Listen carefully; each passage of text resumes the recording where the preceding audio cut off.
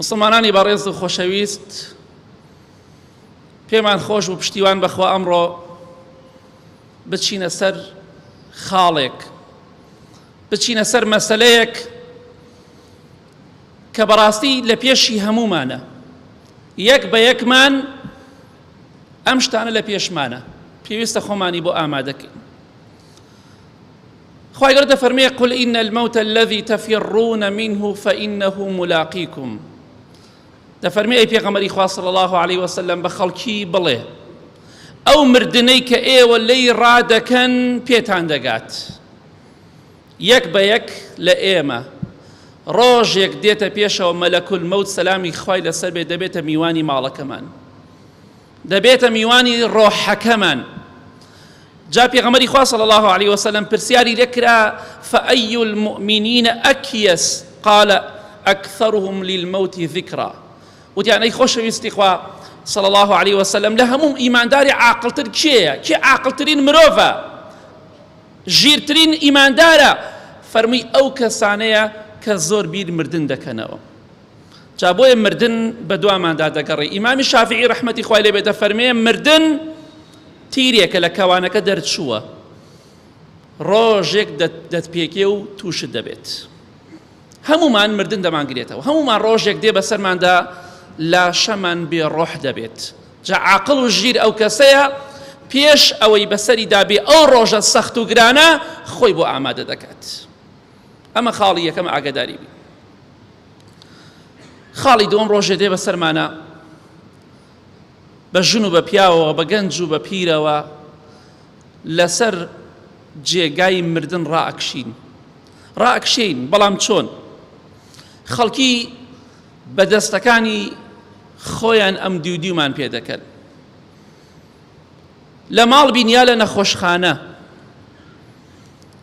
پاڵ دەکەوین لەسەر جێگای مردن، ئەو جێگای مردنەی کە بە هەزارەها و بە ملیۆنەها و بە چەندەها ملیار خەڵک لەسەری ڕاکشە.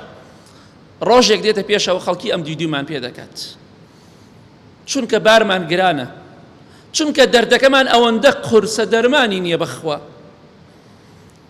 جا بۆی ئەو ڕۆژەی کە دێ بەسەرماندا لە ماڵەوە پاڵ دەکەوین لەسەر جێگای مردن، فیراش المەوت، ئەبێ ئەمڕۆ خۆت ئامادەکەی بۆ ئەوەی کە پێغەمبەری خوا فەرمی صلی الله عليه وسلم لە هەموو کەسی عاقڵتر و ئیماندارتر و ڕاستەقینە ئەو کەسەیە زۆر بیر لە دوای مردنی بکاتەوە. ئەوە ئینسانی عاقڵ و ژیر و تێگەیشتووە. بۆیە پێش ئەوەی کە ڕابکشێن ڕاکشانی مردن، با بە خۆماندا بچینەوە بیرێک لە قەبر و قیامەتی خۆمان بکەینەوە، چونکە ئەو ڕۆژە خەڵکی ئەم دیودیومان پێ دەکەن، داماو زەلیل بێدەسەڵات، توانامان نییە جاری وای ئەم دیودیەک بکەین. بەڵێ خۆشەویستان، پێویستە خۆمان بۆ ئەو ڕۆژە ئامادەکەین.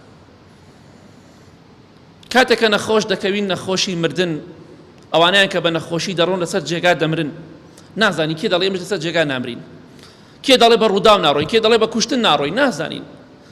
بەڵام ڕۆژێک دێت لە ماڵ بین یا لە نەخۆشخانە بین، بانگی دکتۆر و پزیشکمان بۆ دەکرێت. بەڵام بەخوا دەردەکەمان ئەوەندە گرانە، بە هەموو دکتۆری دنیا چارەسەر نابێت. ئیمامی ئەوبەکر ڕەزا و ڕەحمەتی خوای لێ بێ لە سەرە مەرگا بوو، وتیان بڕۆن دکتۆر و پزیشکمان کەن با چارەسەری کە. فەرمووی بەخوا سوودی نییە. ئەی عائیشە، بڵێ مردن هات بە حەق، ئەمڕۆ باوکت دەمرێت. ئەمە ڕاستەکەیەتی. چەندەها جار نەخۆش کەوتین بە دکتۆر بە دەرمان پشتیوان بەخوا چارەسەر بووین، بەڵام ڕۆژێک دێت نە دکتۆر و نە دەرمان هیچ چارەسەرێکمان ناکات. هەموو دکتۆری دنیا هەڵبسێ بۆ ئەوەی کە ئەو دەردا قورسەمان لەسەر لابرن، بەخوا ناتوانن، چونکە ئەوە کۆتایی ژیانی ئێمە و چارەسەر و عیلاجی نییە. جا پێشەوەی ئەو ڕۆژە بێتە پێشەوە خۆت ئامادە بکە بە عیبادەت و بەخوا پەرستی. خۆت بۆ ڕۆژە ئامادەکە بۆی کە خوا بناسی و داپۆشراوبی خوشکی بەڕێزم، نوێژ بکەی برای بەڕێزم، خوشکی بەڕێزم. ئەو ڕۆژە پێویستی بەخۆ ئامادەکردنە بۆی بە شەرمەزاری لەسەر جێگای مردن نەمریت، بەسەر بەرزی بمریت، ڕوڕەشی لای خوا نەبی، شەرمەزاری لای خوای پەروەردگار نەبیت. بەڵێ خۆشەویستان، ئەم جارە نەخۆشیەکەمان نەخۆشیە کە چارەسەری نییە، نەخۆشی مردنە. پێویستە ئەو ڕۆژەمان لەبیر نەچێ بۆ ئەوەی ئەوەندە چاوقایم نەبین، ئەوەندە خراپ نەبین. بەڵێ لەسەر جێگا کەوتوینە جێگای مردن کاتی ڕۆحکێشانمانە، هەناسەمان تون دەبێ، بە زەحمەت هەناسە ئەدەی. یەکێ لە سەحابەکان ئیمامی عەمری کوڕی عاص ڕەزای خوای لەبێ دەیفەرموو وەڵڵی وا دەزانم دڕکێکی گەورە لە قورگمایە، وا دەزانم شاخێک بەمان سەر و بانمشان و بلمەوەیە. ئەو ڕۆژە لە پێشمانە. بەڵێ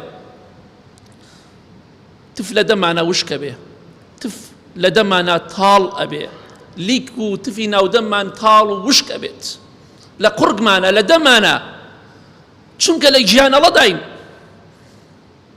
داماو بێکەس قڕ بەسەر مەلائیکە بە فەرمانی خوا ڕۆحت ئەکێشێ، کەسێکیش ناتوانێت ڕزگارت کە، کەسێکیش ناتوانێت یەک تۆزەی ناڕەحەتی لەسەر کۆ بکاتەوە، هەتا ئێوارە گیانت بۆ بکەن، هەتا ئێوارە بە قوربانت بنسوودینێ بەخوا، چونکە دەردەکەت ئەوەندە گرانە بە گیان و بە قوربان چارەسەر نابێ، بە گیان و بە قوربان کەم نابێتەوە دەرد و ناخۆشی و ناڕەحەتێکەمان. ئەوە مردنە براکانم، خۆمانی بۆ ئامادەکەین. پێغەمبەری خۆشەویستمان صلی الله عليه وسلم دەیفەرموو لا إله إلا الله إن للموت سكرات. لا إله إلا الله مردن چەند ناخۆشە، چەندێ قورس و گرانە. کێوا دەڵێ خۆشەویستی خوا صلی الله عليه وسلم. ئەی بە ئێمە چی بڵین؟ ئێمەی قڕ بەسەر و گوناهبار و داما و ئەبێت چی بکەین لەو کاتەدا؟ بۆی باو ڕۆژەمان لەبیر نەچێ، ڕۆژی ڕۆحکێشان، ئەو ڕۆژەی تف لە دەمانە تاڵ ئەبێ، قورگ و دەمان تاڵە بێ و ناڕەحەتە بێ و بە زەحمەت هەناسە ئەدەین. خۆ زۆرێکمان خەڵکمان بینێ لەسەر مەرگاچی حاڵێکی هەیە، با بە خۆمان دابچینەوە، بەسە گوناه و تاوان، بەسە خراپەکاری. بەڵێ خۆشەویستان بەو حاڵەوە ڕۆحەکەمان دەرەچێت.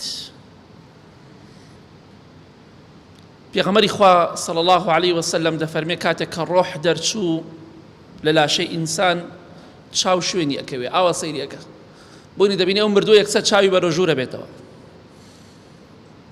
ڕۆژێک دێت ڕۆحەکەمان دەرئەچێت، دیارە چاو ئەیبینێ لەو کاتەدا، بۆیە ئەفەرمێ تەبیعەه البەصەر، چاوت تەماشای ڕۆحەکە ئەکاڕوات.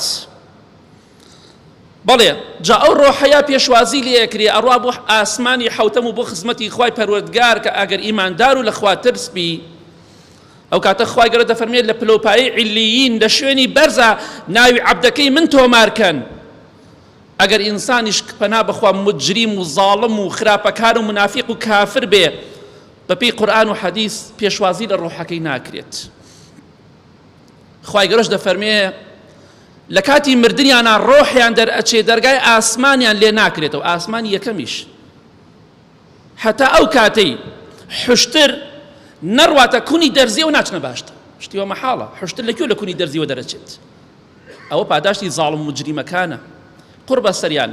بۆیە ڕۆحی من و تۆ کە دەرئەچێ یا پێشوازی لێ ئەکەن هەتاک و ئاسمان هەموو مەلایکەن دەڵێن مەرحەبا، سەلامی خوا لەسەر ئەم ڕۆحە پاکە بێت، یاخود دوعای شەڕت لێ ئەکەن چونکە لە دنیادا خوات نەناست. بۆیە ڕۆژێک دێت لاشەمان بێ ڕۆح دەبێت، چاویشمان خەڵکی دایەخاتەوە، چاوەکانمان داخرێت، ئەوەندە داماوین چاویشمان لە ئیش دەکەوێ، هەموو لاشەمان لە ئیش دەکەوێ بێ خەڵکی چاومان دابخە. ئەو ڕۆژەمان لەبیرە کە چاومان ئەبڵەقە بێ، کە چاومان بەرەو ژوور دەبێتەوە، چونکە ڕۆح دەبینێ و ڕۆحەکە دەرچوو تەواو لاشەیەک وەکو دیوار و بەردی لێ دێ، هیچ قیمەتێکی نییە. ئەو ڕۆژەدا نەبی نەچێکە ڕۆحتان دەرئەچێ و ڕۆحمان دەرئەچێ و لەم دنیاە ژیانمان کۆتایی پێدێت. بەڵێ ئەوەندەی کە ڕۆحمان دەرچوو ئەمە هەمووی لە پێشمانە، کە سوکارمان هەمووی مەشغوڵ دەبێ، بە تایبەتی نزیکەکانمان دەی کاکە بە عەجەلە کەسێکی شارەزا چەند کەسێک بدۆزنەوە با جەنازەکە بشۆرێ، خەڵکی شارەزا پەیداکەن، دەی بڕۆن کفن حازرکەن، فڵان کەس مرد، کفنەکەیشمان ئەوەی دەوڵەمەند بێ و ئەوی فەقیر بێ هیچ فەرقێکی نییە، دەسەڵاتدار و بێدەسەڵات خواناس و خوانەناس هەموو یەکفنە. ئەو نەبێ ئەمەیان دەوڵەمەندە با 4 مەتر کفنەکەی زیاتر بێ، ئەوە دەسەڵاتدارە با 4 مەتر زیاتر بێ. نەخێر شتیوان نییە. هەمووی پیاوێکی فەقیری هەژاری نەبوو لەگەڵ دەوڵەمەندی و دەسەڵاتدارێکە کفنەکەیان هەر یەک کفنە، هەمووشی لەپارەی خەڵکی خێرخواز کردراوە. بەڵێ کەسێکی شارەزاد دەدۆزنەوە یا چەند کەسێک دێنە ژوورەوە لە شوێنی مردو شۆند دامان ئەبن، دامان ئەنیان بەخوا قۆمچەکانمان کە خۆمان دامان خستووە ئەوان بۆمان دەکەنەوە.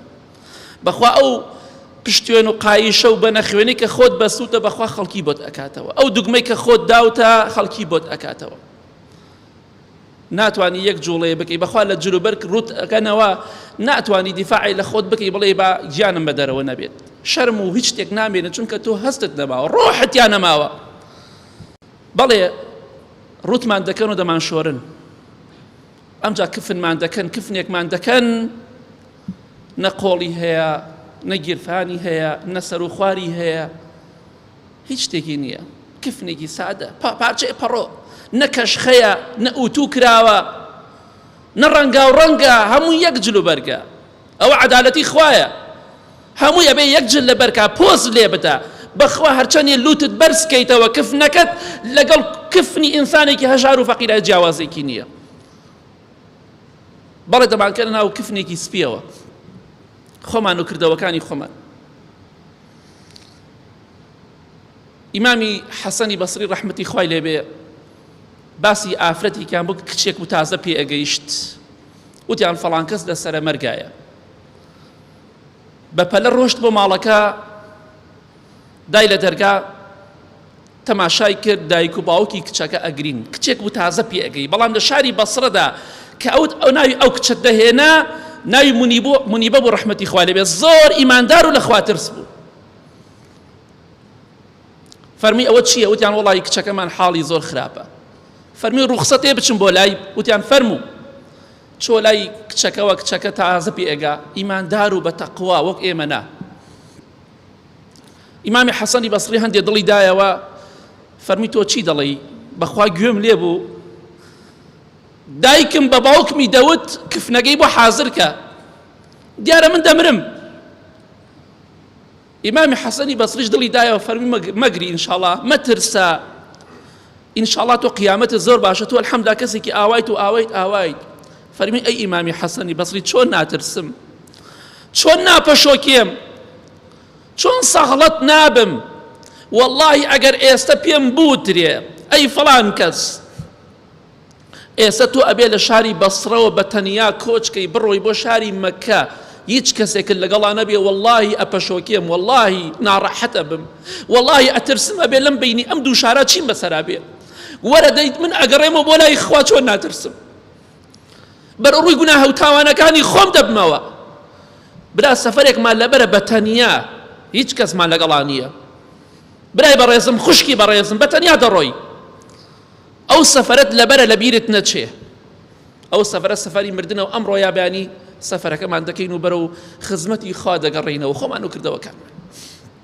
یا ڕەبی خوا لە گوناهەکانمان خۆشبی، لە گوناهی دایک و باوک و مردوەکانمان خۆشبی. الحمد لله والصلاة والسلام على رسول الله وعلى آله وصحبه ومن والاه. مسلمانانی بەڕێز و خۆشەویست، ئەوەندەی کە ڕۆحمان دەرچوو لە لاشەمان کە سوکارمان بە دەورمانە ئەگرین. ڕۆژێک بوو لە دایک بووین کە سوکارمان بە دەورمانە پێ ئەکەنین، دڵخۆش بوون. بەڵام ڕۆژێکیش دیە هەر ئەو کە سوکارە ئەوەی کە ماوە، ئەوەی کە زیندووە بە دەوری تۆدا دەگری، بە دەوری منا دەگری، بە دەوری هەمومانە دەگری، دەگرین بەسەرمانە. بەزەیان بە ئێمەدا دێتەوە، بەڵام ئێمە نەگوێمان لە گریانی ئەوانە، چونکە ئێمە لە حاڵێکی تراین، لە ژیانێکی ترا ئەژین، یا خۆشی یا ناخۆشی، یا مزگێنی بەهەشتمان پێدراوە، یا مزگێنی پەنا بەخوا دۆزەخمان پێدراوە. کەواتە گرنگ ئەوە نییە کێ بۆمان دەگری، گرنگ ئەوەیە بۆ خۆمان بگرین، بۆ قیامەتی خۆمان. گرنگ ئەوەیە هەتا زیندوین هەوڵی بۆ قیامەتی خۆمان بدەین. ئەو ڕۆژەی کە خەڵکی بۆمان گریا، گریانی خەڵکی سوودمان پێ ناگەێنێ، گریانی خەڵکی نابێتە هۆکارێک بۆ بەختەوەری و خۆشبەختی ئێمە. بۆی ئەمڕۆ بە خۆتا بچۆرەوە، ئەو ڕۆژەت لەبیر نەچێ کە سوکارت بە دەور تا دەگری هەزار جا خۆیان دەگەنە قوربانت ژیانت بۆ دەکەن خۆشیان دەوێ پڕ بە دڵ بەس بەخوا قیمەتی نییە تازە ڕۆشتی ئەو ڕۆژەمان لەبیر نەچێت کە خەڵکی بۆمان دەگری